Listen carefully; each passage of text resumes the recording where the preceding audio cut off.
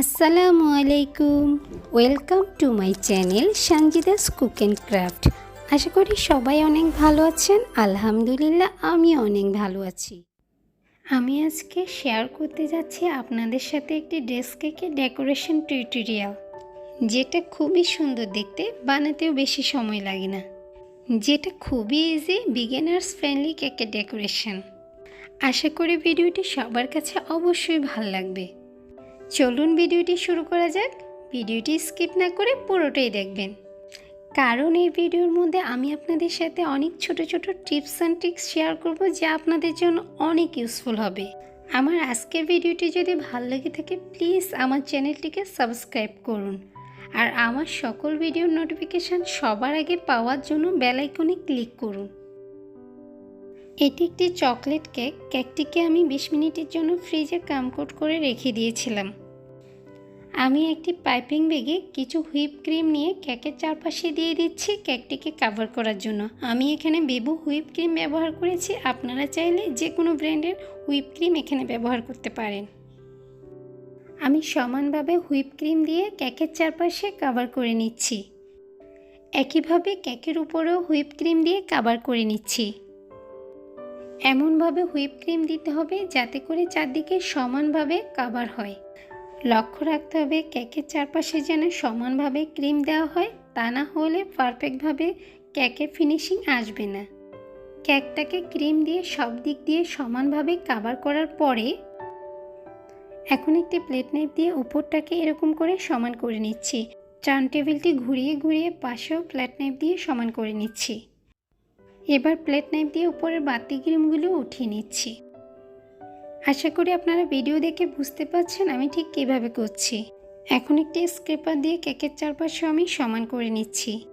সব কিছু আসলে বলে বোঝানো সম্ভব না, কিছু জিনিস আপনাদেরকে দেখেই শিখে নিতে হবে। এখন একটি স্ক্রেপারের সাহায্যে আমি কেকের চারপাশে জিগজ্যাগ করে নিচ্ছি। এবার প্লেট নাইফের সাহায্যে উপরটা আমি আবার একটু প্লেন করে নিলাম। প্রথম অবস্থায় ফিনিশিং আনতে অনেকেরই সমস্যা হয়, দেখবেন যখন 2-4টি কেক বানিয়ে ফেলবেন তখন আস্তে আস্তে ফিনিশিং চলে আসবে। এখন আমি একটি নন এডিবল ড্রেস কেকের স্টিকার কেকের উপর বসিয়ে নেব। স্টিকারের দুপাশে দুইটা সমান করে দাগ টেনে নেব, যতটুকুর মধ্যে আমরা ড্রেসটা ডিজাইন করব। কেকের দুপাশেও সমান করে মেপে আমরা দাগ টেনে নেব ডিজাইনটা করার জন্য। এমনভাবে দাগটা টানতে হবে যাতে করে একটা সুন্দর ড্রেসের লুক আসে। আজকে পুরো কেকটি আমি একটি ছোট্ট স্টার নজেল দিয়ে ডেকোরেশন করে দেখাবো। এই নজেলের গায়ে কোনো নাম্বার লেখা নেই। এবার আমি নজেলটি একটি পাইপিং ব্যাগে ঢুকিয়ে নিলাম। পাইপিং ব্যাগে নজেলটি খুব সুন্দর করে সেট করে নিতে হবে।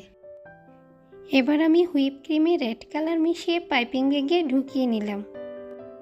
এবার আমি কেকের নিচের অংশে স্টার নজেল দিয়ে ছোট ছোট স্টারের মতো ডিজাইন বের করে নিচ্ছি।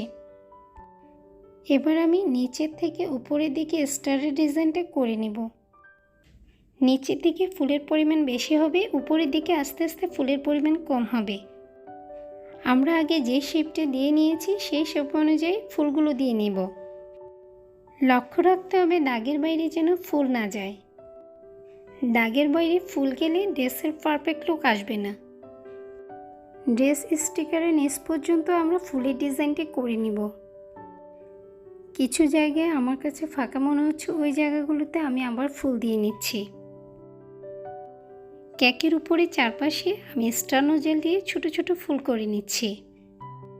ফুলগুলো এমনভাবে দিতে হবে যাতে করে একটা থেকে আরেকটা ফুলের দূরত্ব খুব বেশি না হয়। আমি সম্পূর্ণ কেকের চারপাশে ফুলের ডিজাইনটি করে নিব।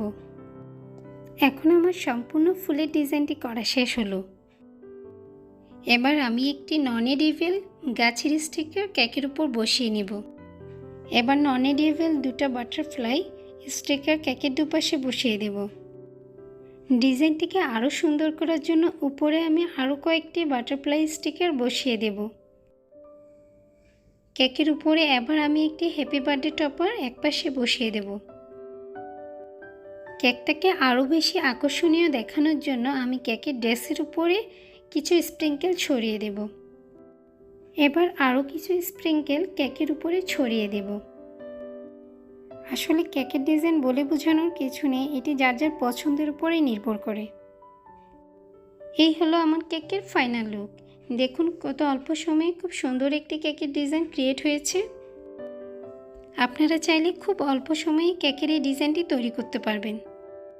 আমার আজকের ভিডিওটি যদি ভালো লেগে থাকে প্লিজ আমার চ্যানেলটি সাবস্ক্রাইব করুন, ফ্রেন্ডস অ্যান্ড ফ্যামিলির সাথে শেয়ার করবেন। ধন্যবাদ।